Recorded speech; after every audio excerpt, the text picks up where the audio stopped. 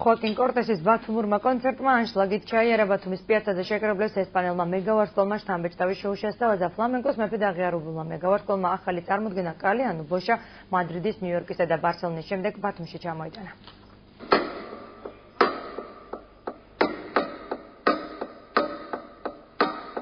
ამერიკელი და ესპანელი თაყვანისმცემლების შემდეგ კორტესის შემოქმედებას ტაში ქართველმა მაყურებელმა დაუკრა. ერთ რიტმულ და მუსიკალურ კომპოზიციას შეკრული ყალე პიაცაზე შეკრებილმა 2000-მდე ადამიანმა ნახა.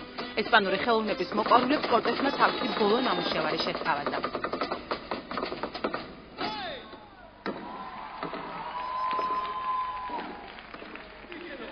ხოაკინ კორტესის შემოქმედებას მე ძალიან დიდი ხანია ვიცნობ. 92 წელს ჩვენ ერთად მივიღეთ მონაწილეობა პარიზში, შანზელიზეს თეატრში და მე ვიყავი იმდენად შთაბეჭდილების ქვეშ აღთოვანებული ვიყავი, იმიტომ რომ მისი შემოქმედება, მისი ცეკვა საერთოდ ისეთი მაგნეტიზმს ფლობს, რომ არ შეიძლება რომ ესე უყურო ძალიან დიდი დაცვა აქვს მის შემოქმედებას. Украина может только ძალიან მიხარია რომ ასეთ კონცერტს დავეწარი. მოკლედ უკრაინას შეუძლია შეშურდეს საქართველოსი, რომ აქ ასეთი მსოფლიო დონის ვარსკვლავები ჩამოდენ. მართლა ძალიან კარგი იყო. 20 წლის განმავლობაში შექმნილი 6 ყველაზე მასშტაბური შოუ მეგავარსკვლავმა ერთ საკონცერტო პროგრამაში გააერთიანა.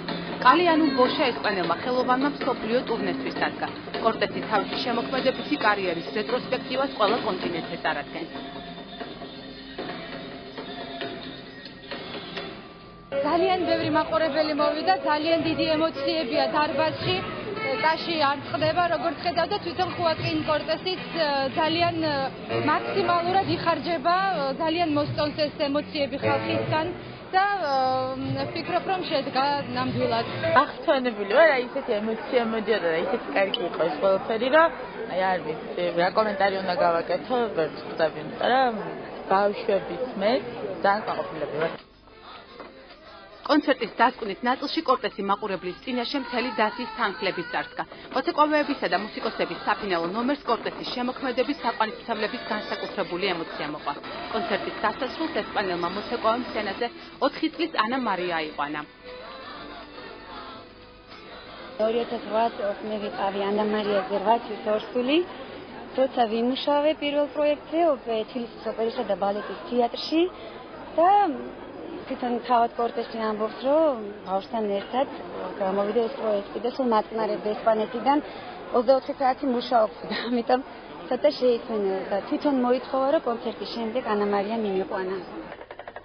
როგორც მოსალოდნელი იყო კორტესმა ქართული პუბლიკისთვის საკონცერტო პროგრამა გაახანგრძლივა. ცნობილმა მოცეკვავემ საათნახევრის ნაცვლად სცენაზე 2 საათი გაატარა.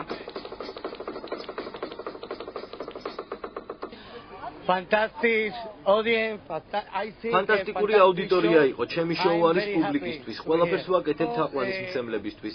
როცა ვხედავ, რომ მაყურებელი კმაყოფილია იმპროვიზაციას ვიწყებ და უფრო დიდხანს რჩები სცენაზე, ვიდრე ეს გათვალისწინებულია. ასეთი შემთხვევა იყო დღევანდელი კონცერტიც.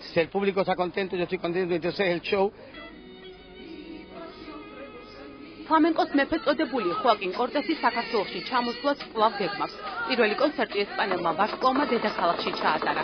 პიაცაზე ღია ცის ქვეშ გამართული შოუ კი კორტესისთვის საიუბილეო იყო. 43 წლის ლეგენდარული მოცეკვავე 25 წელია სცენაზე დგას და 20 წელია მოცეკვავეთა დასის ხელმძღვანელია.